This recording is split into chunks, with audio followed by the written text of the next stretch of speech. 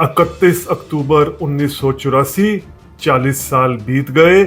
अपने ही Sikh security guards bint Singh और सतवंत सिंह के हाथों हलाक होने वाली इंदिरा गांधी 15 साल तक इंडिया की प्राइम मिनिस्टर ही नहीं रही, बल्कि उस वक्त की दुनिया और ग्लोबल पॉलिटिक्स में अपना असर छोड़ने वाली इंदिरा गांधी को क्यों जून 1984 में ऑपरेशन ब्लू स्टार की मंजूरी के वक्त ये कहना पड़ा कि I have signed my death warrant, यानी मैंने अपने खुद मौत के परवाने पर साइन कर दिए हैं। क्या इंदिरा गांधी को मालूम हो चुका था कि सिखों के मुकद्दस मुकाम गोल्डन टेम्पल अमृतसर पर हमले के बाद इनकी जिंदगी महफूज नहीं रहेगी? अगर ऐसा था तो इंदिरा गांधी ने ऐसा किया ही क्यों? इंदिरा गांधी ने इंडियन स्टेट के नाम पर इंडिया में बस रही सदियों पुरानी नेशनलिटीज़, चाहे वो तमिल हों, तेलुगु हों, कश्मीरी हों, नागा हों, मराठा हों या फिर पंजाबी, इन सब के राइट्स, इनकी आइडेंटिटी छीन कर इनको सिर्फ इंडियन बनाने की जो कोशिश की, क्या ये सब इसका नतीजा था? इंदिरा गांधी को अपनी इन पॉलिसियों की कीमत अपनी जान की सूरत में क्यों अदा करनी पड़ी? आज ये समझने और जानने की कोशिश करते हैं रीथिंक विद उमर जावेद में। व्यूअर्स को रीथिंक विद उमर जावेद में खुशामदीद, वेलकम। आप में से ऐसे व्यूअर्स जिन्होंने अभी तक rethink with Umar Javed subscribe नहीं किया, हमारी रिक्वेस्ट है kindly rethink with Umar Javed subscribe करें। अगस्त 1947 में ब्रिटिश ने सब कॉन्टिनेंट में ट्रांसफ़र ऑफ पावर किया, तो पाकिस्तान में पावर मुस्लिम लीग के पास और इंडिया में कांग्रेस को पावर दी गई। अब इंडिया में जो कांग्रेस पार्टी थी और पाकिस्तान में जो मुस्लिम लीग थी, इन दोनों जो सियासी जमातें थी, दोनों सियासी जमातों के जो लीडर्स थे, इन्होंने सब कॉन्टिनेंट की बहुत बड़ी रियलिटी को इग्नोर कर दिया, बहुत बड़ी हिस्टोरिकल एक सच्चाई को इग्नोर किया कि सब कॉन्टिनेंट किसी एक मुल्क या दो अक़वाम का, दो नेशंस का, तीन नेशंस का मुल्क नहीं है, बल्कि सब कॉन्टिनेंट में सदियों से कई कौमें, नेशनलिटीज़ अपनी अलग आइडेंटिटी के साथ, अपनी हिस्ट्री के साथ, अपने कल्चर, अपनी सिविलाइजेशन, अपनी लैंग्वेज के साथ बस रही हैं। आज चूँकि हमारा केस स्टडी इंडिया है, इसलिए हम इंडिया पर फोकस रखते हैं। शॉर्ट में अगर पाकिस्तान के बारे में बात करें तो पाकिस्तान को अपनी इन पॉलिसियों की बड़ी कीमत 1971 में अदा करनी पड़ी, जब ईस्ट पाकिस्तान पाकिस्तान से अलग होकर आज दुनिया में बांग्लादेश बन चुका है। इंडिया में भी इस बात को शुरू से ही इग्नोर किया गया, इस हिस्टोरिकल रियलिटी को, कि इंडिया के अंदर जो बंगाली हैं, पंजाबी हैं, मराठी हैं, गुजराती हैं, तमिल हैं, तेलुगुज हैं, कर्नाटक में रहने वाले लोग हैं, राजस्थानी हैं, आसामी हैं, नागा हैं, मिज़ो हैं, या जो नॉर्थ ईस्टर्न ट्राइब्स हैं, कश्मीरी हैं, इन सब की भी अपनी सदियों से एक अलग आइडेंटिटी है, अलग शनाख्त है, अलग हिस्ट्री है। इस बात को इग्नोर किया गया और सारी कोशिश शुरू कर दी गई कि सब नेशनलिटीज़ को इंडियनाइज्ड कर दिया जाए।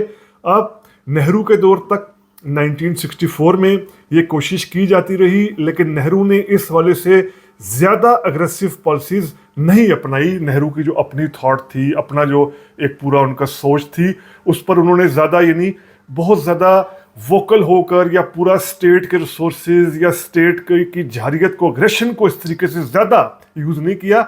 लेकिन इंदिरा गांधी के दौर में ये चीज़ बहुत ज़्यादा बढ़ गई। 1966 से लेकर 1977 तक वो प्राइम मिनिस्टर रही और फिर 1980 से 1984 तक।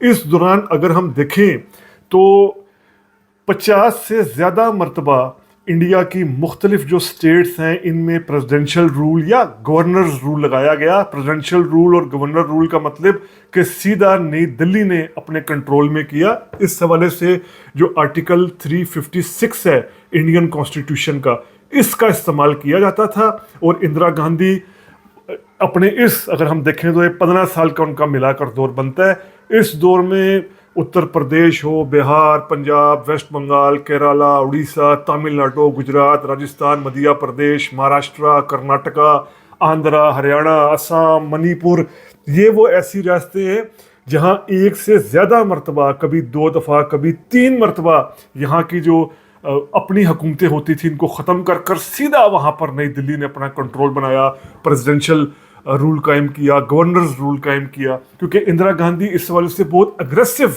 झारियाना अप्रोच अपना रही थी। पंजाब तो हमारा आज के स्टडी है ही है, इसके साथ वो आसाम में जिस तरह आसामी अपनी आइडेंटिटी के लिए, अपने राइट्स के लिए हकूक मांग रहे थे, यहाँ पर एथनिक टेंशन्स बहुत बढ़ी, सेपरेटिज्म की मूवमेंट्स भी बढ़ी। इंदिरा गांधी ने इनको बुरे तरीके से क्रश करने की कोशिश की। वेस्ट बंगाल के अंदर एथनिक टेंशन्स भी थी, जैसे जो ईस्ट पाकिस्तान के यानी बांग्लादेश के जो बंगाली वहाँ जाते थे और वहाँ पर फिर जो खुद वेस्ट बंगाल के बंगाली थे इनके दरमियान आपस में टसल होती थी। नक्सलिज्म का इशू था, आंध्र प्रदेश के अंदर नक्सलिज्म का इशू था इंदिरा के दौर में। तमिलनाडु के अंदर तमिल लैंग्वेज को लेकर, एंटी हिंदी मूवमेंट को लेकर, द्राविडियन मूवमेंट को लेकर, यानी अपनी शनाख्त के लिए लेकर जो मूवमेंट्स चल रही थी तमिलनाडु में, इसको क्रश करने की कोशिश की गई। इंदिरा के दौर में महाराष्ट्र के अंदर मराठियों ने सन्स ऑफ साइल एक मूवमेंट शुरू की कि जिसका मतलब ये था कि महाराष्ट्र में ज़्यादा हक, ज़्यादा पॉलिटिकल राइट, इकोनॉमिक राइट मराठियों के होने चाहिए। ये महाराष्ट्र में मूवमेंट चली। कर्नाटका के अंदर लैंग्वेज राइट्स आए। जम्मू कश्मीर के अंदर इंदिरा गांधी ने भरपूर तरीके से स्टेट का एग्रेशन यूज़ किया और जम्मू कश्मीर में भी फिर जो है वो मुख्तलिफ तरह की, यानी उस वक्त मिलिटेंसी की मूवमेंट या पॉलिटिकल मूवमेंट, एहतजाज की सियासत भरपूर तरीके से हुई। कई ग्रुप्स मिलिटेंट सामने आए। United Liberation Front of Assam जिसको कहा जाता है, Nationalist Socialist Council of Nagaland, People's Liberation Army of Manipur, इसी तरह नक्सल बाड़ियों के बहुत बड़े ग्रुप आए, अल्ट्रा लेफ्ट मिलिटेंट ग्रुप सामने आए। तो इंदिरा गांधी के दौर में बहुत ज़्यादा इंडिया की जो स्टेट्स थी वहाँ पर अपनी आइडेंटिटी, अपने राइट्स को लेकर बहुत सी मूवमेंट्स चल रही थी, जिसको इंदिरा गांधी पूरी स्टेट की ताकत के साथ सप्रेस करना चाहती थी। बल्कि इंदिरा गांधी ने 1976 में, यानी इमरजेंसी के दौर में, 1975 से 77 इंदिरा गांधी ने इमरजेंसी लगाई और मजीद स्टेट का एग्रेसिव एटीट्यूड इख्तियार करवाया। इस दौरान 1976 में इंडियन कॉन्स्टिट्यूशन के अंदर 42nd अमेंडमेंट की गई। ये जो 42nd अमेंडमेंट थी इसमें सेंटर को बहुत ज़्यादा राइट्स दे दिए गए थे और इंडिया की स्टेट्स के राइट्स कम कर दिए गए थे। यानी जो सदियों से एक सेटअप चल रहा था इंडिया में, उसको दोबारा से क्रश करने की कोशिश की गई कि सब कुछ नई दिल्ली के कंट्रोल में आ जाए। इस 42nd अमेंडमेंट के खिलाफ बहुत सारा एक्शन भी सामने आया, बल्कि बाद में इस वजह से बहुत से कमीशन भी बने। सरकारिया कमीशन है, पंचायती कमीशन जिसको कहा जाता है। इन कमीशन ने फिर ये सिफारिशात की कि सेंटर बहुत ज़्यादा राइट्स ले रहा है नई दिल्ली मुख्तलिफ स्टेट्स के अंदर, मुख्तलिफ स्टेट्स के राइट्स को क्रश करने के लिए। काफ़ी रद्द-ए-अमल सामने आया। अब हम पंजाब की तरफ आते हैं, क्योंकि आज का हमारा टॉपिक 31 अक्टूबर को लेकर है। 31 अक्टूबर 1984 को जो कुछ हुआ, इंदिरा गांधी को हलाक किया गया। पंजाब की अगर हम केस स्टडी देखें तो पंजाब में भी 1947 के बाद सबसे बड़ा जो ज़ख्म था पंजाब में, इंडियन पंजाब में, वो जिस तरीके से पंजाब को डिवाइड किया गया, जिस तरीके से जो आज का पाकिस्तानी पंजाब में यहाँ पर सदियों से बस रहे सिखों को बेघर होकर, लुट कर, उनको हलाक कर कर, औरतों का रेप होकर जिस तरीके से ईस्ट पंजाब जाना पड़ा या आज के इंडिया में जाना पड़ा, एक तो ये बहुत दुख था। और उसके बाद फिर जिस तरह जो उस वक्त की सिख लीडरशिप थी 47 में आज़ादी के वक्त, वो ये समझ रही थी कि कांग्रेस पार्टी इनको राइट्स देगी, इनको भरपूर जो सिखों के पंजाब में हिस्टोरिकल राइट्स हैं इनको वो दिए जाएंगे। लेकिन ऐसा नहीं हुआ। सिखों को मूवमेंट्स चलाना पड़ी मुख्तलिफ तरह की, अपनी लैंग्वेज को लेकर, पंजाबी लैंग्वेज को लेकर, अपने सूबे को लेकर। इस हवाले से 50s में 60s में मूवमेंट्स चली। 1966 में सिखों को पंजाबी सूबे के नाम पर एक सूबा एक सूबा जो दिया गया उसमें भी पंजाबियों का बहुत ज़्यादा हक मारा गया। यानी जो पंजाबी बोलते इलाके थे वो हरियाणा में भी शामिल कर दिए गए, हिमाचल में शामिल कर दिए गए, चंडीगढ़ पंजाब को नहीं दिया गया। तो सिखों की ये मूवमेंट चल रही थी। इसमें जो अकाली दल है जो सिखों की रिलीजियस सेंटीमेंट्स को भी अपील करती है, सिखों के रिलीजियस सेंटीमेंट्स के नाम पर पॉलिटिक्स करती है।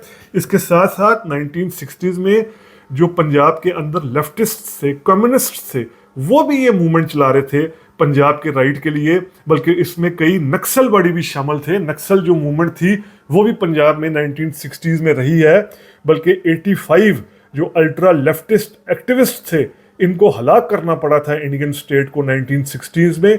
और इसमें बड़ा नाम जो है, जो नक्सलाइट बन गए थे, बाबा भुजा सिंह जो है ये फ्रीडम फाइटर भी थे, लेकिन फिर ये पंजाब में नक्सलवादी मूवमेंट के साथ शामिल हो गए थे। अब इस मूवमेंट के साथ साथ जिस तरह पंजाब को अलग सूबा तो मिल गया, बहुत से इलाकों को कट कर कर, बहुत सी उनके राइट्स को मारते हुए छोटा सा एक सूबी सी दे दी गई, एक जिसको हम सूबा भी नहीं कह सकते, जो आज का इंडियन पंजाब में अमृतसर, जलंधर, लुधियाना, पटियाला इन इलाकों पर मुश्तमिल सूबा है, बिल्कुल छोटा सा। तो सिखों की ये जो डिमांड्स थी ये बढ़ती गई राइट्स को लेकर, और इस हवाले से 1973 में बहुत बड़ा एक मुतालबा सामने आया जिसको आनंदपुर साहब रेजोल्यूशन कहते हैं 1973 की। अब ये आनंदपुर साहब रेजोल्यूशन जो है, इसमें सिखों की तरफ से वाज़े तौर पर ये डिमांड की गई कि फेडरल अपने पास, यानी सेंटर के पास कम से कम इख्तियारात हों, सूबों के पास ज़्यादा इख्तियारात होने चाहिए। जो पानी है, जो कोई सूबा ख़ुद माशी तौर पर जनरेट कर रहा है, सूबे जो एग्रीकल्चर की बुनियाद पर, सनत की बुनियाद पर जनरेट कर रहा है, उसके पास ज़्यादा राइट होना चाहिए। टैक्स लगाने का इख्तियार सूबे के पास होना चाहिए। इन शॉर्ट ये कि इस आनंदपुर रेजोल्यूशन ने बहुत ज़्यादा सूबाई खुद मुख्तारी की, ऑटोनॉमी की हमायत की, ऑटोनॉमी की डिमांड की। इसके बाद 1973 आनंदपुर रेजोल्यूशन के बाद जो कांग्रेस पार्टी थी, यानी इंदिरा गांधी उस वक्त कांग्रेस पार्टी की ऑल इन ऑल थी, कांग्रेस पार्टी की तरफ से ये प्लान बनाया गया कि पंजाब में किस तरीके से इस मूवमेंट को क्रश किया जाए जो बहुत ज़्यादा अपनी आज़ादी की डिमांड कर रहा है, अपनी आज़ादी को मांग रहा है। तो अब होता क्या है, 1977 में भिंद्रनवाला हैं, जिनको जर्नैल सिंह भिंद्रनवाला भी कहा जाता है, इनका उभार होता है। ये दमदमी टकसाल के हेड बनते हैं। दमदमी टकसाल जो है अमृतसर के पास एक जगह है, ये इसको हम सिखों का मुक़द्दस एजुकेशनल इंस्टीट्यूट भी कह सकते हैं, सिखों का एक ऐसा अहम अदारा कह सकते हैं जो सिखों की रिलीजियस पॉलिसीज़ को, एजुकेशनल पॉलिसीज़ को और इस तरह की पॉलिसीज़ को देखता है। तो ये दमदमी टकसाल के बन जाते हैं जर्नैल सिंह भंडारावाला हेड।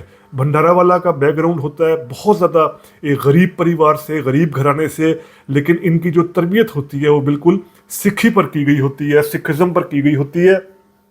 1977 में ये दमदमी टकसाल के हेड बनते हैं, और इसी दौर में 1977 में जो इंडिया के अंदर बड़ी तब्दीली ये आती है कि फर्स्ट टाइम कांग्रेस पार्टी अपना इक़्तिदार खो देती है, इंदिरा गांधी इलेक्शन हार जाती हैं और जनता पार्टी पावर में आ जाती है। इसी के साथ पंजाब में भी फर्स्ट टाइम जो इलेक्शंस में कांग्रेस पार्टी को शिकस्त होती है और अकाली दल और जनता पार्टी मिलकर हुकूमत में आते हैं।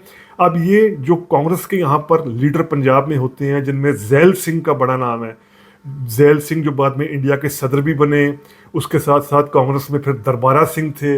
ये सब संजय गांधी और इंदिरा गांधी को एक प्लान प्रपोज करते हैं कि अकाली दल पार्टी जो सिखों के राइट्स मांग रही है, रिलीजियस राइट्स मांग रही है, इसको वीक करने के लिए हमें खुद सिखों के अंदर कोई एक्सट्रीमिस्ट चेहरा चाहिए होगा, एक्सट्रीमिस्ट फोर्स चाहिए होगी, उसको हम खड़ा करते हैं तो अकाली दल को वीक किया जाएगा। अब ये सब जो डॉक्यूमेंटेड बातें हैं ये हमारे पास किताबों की सूरत में ये हिस्टोरिकल फैक्ट्स मौजूद हैं। इस वजह से 3 किताबें बहुत अहम हैं। एक द खालिस्तान कॉन्स्पिरेसी, ये GBS सिद्धू हैं, रॉ के एक्स ऑफिशियल हैं, इन्होंने किताब लिखी है। फिर ट्रेजेडी ऑफ पंजाब किताब है, ये खशवंत सिंह हैं, पंजाब के बहुत बड़े हिस्टोरियन, राइटर, सहाफ़ी, दानिश्वर रहे हैं। और कुलदीप नायर भी बहुत बड़े दानिश्वर, इंटेलेक्चुअल रहे हैं। और फिर तीसरी किताब Amritsar Mrs Gandhi's lost battle, ये BBC के सहाफ़ी रहे हैं, मार्क टली और सतीश जैकब, ये इनकी किताब है। इनकी किताबों से हमें पता चलता है कि लेट 1970s में कांग्रेस पार्टी ने ये कोशिश शुरू कर दी कि सिखों के अंदर से कोई ऐसा चेहरा लाया जाए जो अकाली दल को या जो बाकी सिख्स अपनी डिमांड्स मांग रहे हैं उनके मुकाबले में खड़ा हो और वीक करे इस सारी मूवमेंट को। 13 अप्रैल 1978 को एक बैसाखी डे पर बड़ा वाकया होता है अमृतसर में, जब सिखों का एक ग्रुप का क्लैश होता है ननकारीज के साथ। अब ये ननकारीज वो हैं जो अपने आप को सिख कहते हैं, लेकिन जो सिख धर्म के मानने वाले हैं वो इन ननकारीज को सिख नहीं मानते, क्योंकि ननकारीज का अपना एक अलग कंसेप्ट है गुरुओं के हवाले से। वो कहते हैं कि गुरु जिंदा है, अभी भी गुरु की ट्रेडिशन चलनी चाहिए। खैर ये और मामला है। इन शॉर्ट ये कि जो सिख हैं वो ननकारीज को सिख नहीं मानते। इनके साथ क्लैश होता है सिखों का, और 16 सिख हलाक हो जाते हैं। ननकारी उनको हलाक कर देते हैं।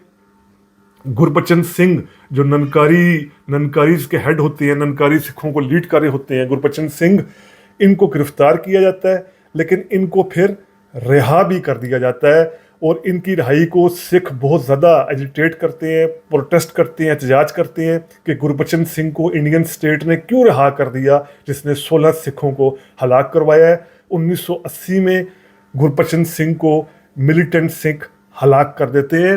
अब इस दौर में जो जर्नैल सिंह भंडारावाला है, उनका भिंद्रावाला का उभार शुरू हो रहा है, और इनको एक तरीके की खामोश सपोर्ट भी मिल रही है कांग्रेस से। इनको गिरफ्तार नहीं किया जाता। ये दिल्ली आते हैं तो ट्रकों में, लारियों में, बसों में सरेआम असले की नुमाइश करते हैं, कोई इनको हाथ नहीं लगाता। आराम से ये अपने एक्सट्रीमिज्म को बढ़ा रहे होते हैं, और कांग्रेस पार्टी इस एक्सट्रीमिस्ट पॉलिसी को प्रमोट कर रही होती है। अब 1980s के बाद 81-82 में जर्नैल सिंह भंडारावाला ऐसी एक्टिविटीज शुरू कर देते हैं जो कांग्रेस पार्टी के लिए भी, ऑल ओवर स्टेट के लिए भी खतरे का बायस बनती हैं।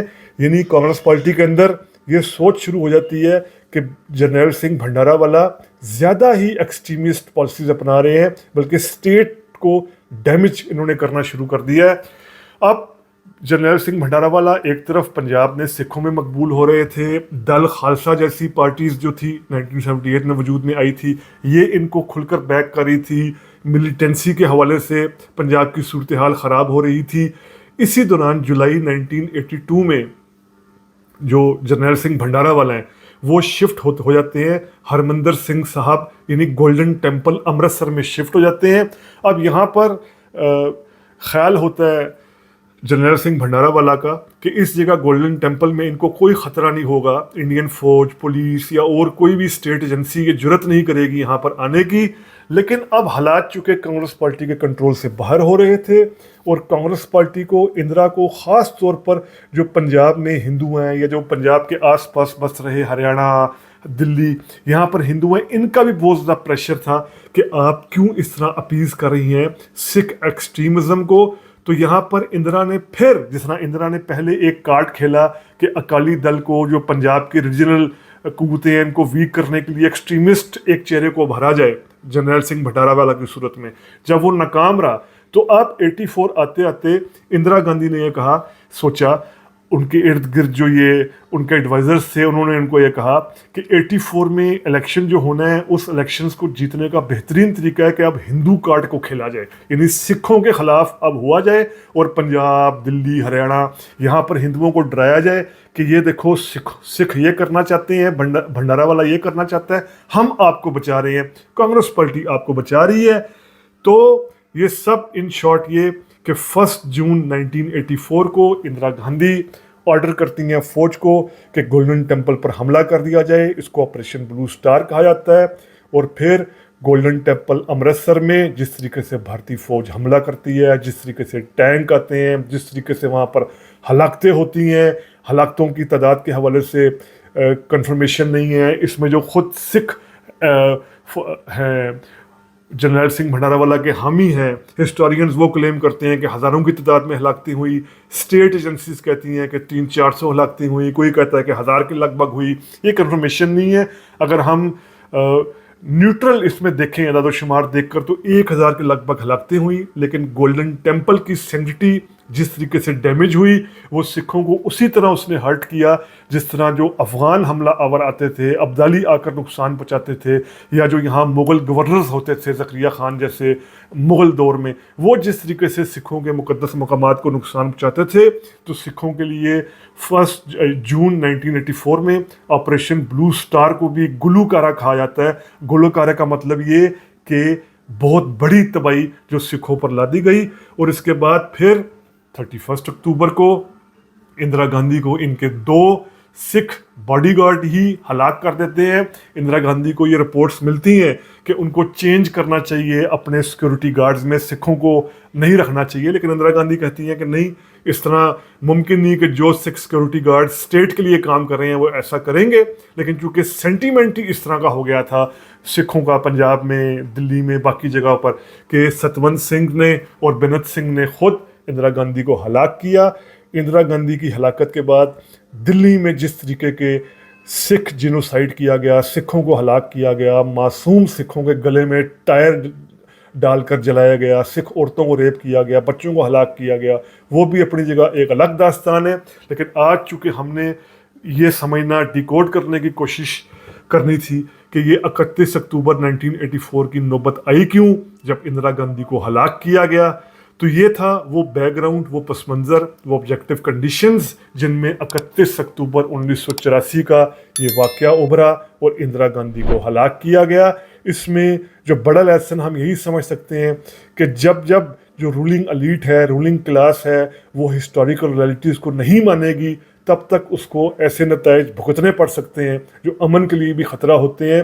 हिस्टोरिकल रियलिटी यही है सब कॉन्टिनेंट की, कि सब कॉन्टिनेंट में 2 या 3 कौमें नहीं बस रही, सब कॉन्टिनेंट में सदियों से कई नेशनलिटीज़ बस रही हैं।